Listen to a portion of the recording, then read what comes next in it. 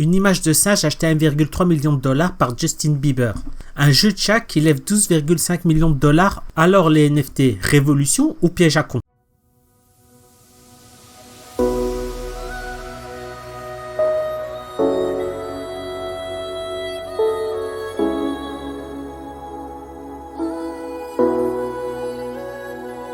Les NFT sont à la mode depuis quelques années, on en entend partout parler. Alors, qu'est-ce qu'un NFT? Un NFT, c'est simplement une propriété numérique. Vous possédez quelque chose de virtuel. Grâce à la blockchain, le produit est unique. La blockchain, c'est la même technologie qui est utilisée pour les crypto-monnaies, le Bitcoin, l'Ethereum, etc. Et grâce à la blockchain, votre NFT a une signature unique. Il est à vous, il ne peut pas être copié. Donc voilà, c'est très à la mode, il y a une vague, il y a une hype NFT, il y a plein de plateformes qui en proposent. On entend parler dans les médias de masse de gens devenus millionnaires du jour au lendemain grâce aux NFT. Alors on se dit pourquoi pas nous, c'est normal. Tout le monde veut la vie de château. Mais il y a quelques années, il y a même un an, je n'y croyais pas du tout. Pour moi, c'était des images JPEG qui coûtent des fortunes. Ça n'a aucun intérêt, c'était un délire collectif, un groupe de gens sous acide, comme dans Les Trois Frères. Et si je veux une œuvre d'art, je l'achète et je la pose chez moi. C'était vraiment une bulle spéculative pour moi, surtout que la qualité des NFT n'était pas au rendez-vous. C'était des images avec 36 000 variations, des couleurs différentes, une casquette, une cigarette, etc., etc.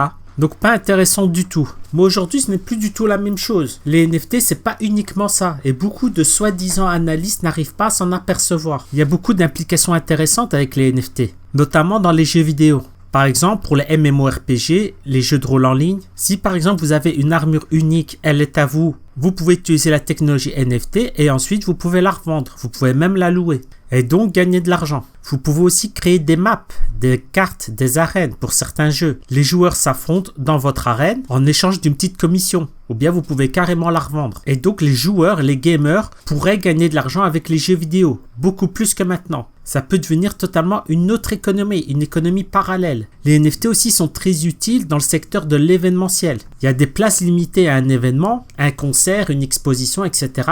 Chaque ticket d'entrée peut être un NFT. Prenons l'exemple d'un concert de Rihanna. Il y a 1000 places de concert, donc 1000 NFT. Mais puisque c'est Rihanna, il y a une forte demande, tout le monde veut voir Rihanna sur scène, vous souhaitez revendre votre place. Vous avez acheté votre place à 150 € et vous la revendez à quelqu'un à 250 €.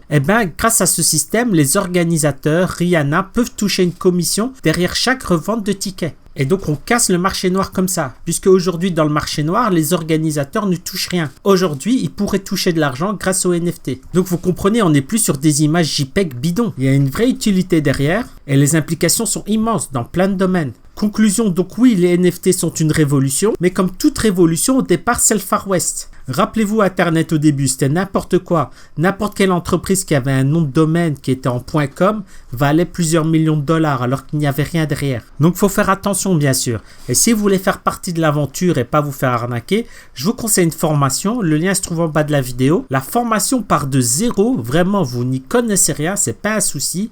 Jusqu'à comment générer des revenus avec vos NFT. Donc, peut-être que ça sera vous qui sera le prochain millionnaire en NFT. N'oubliez pas de vous abonner. Ciao!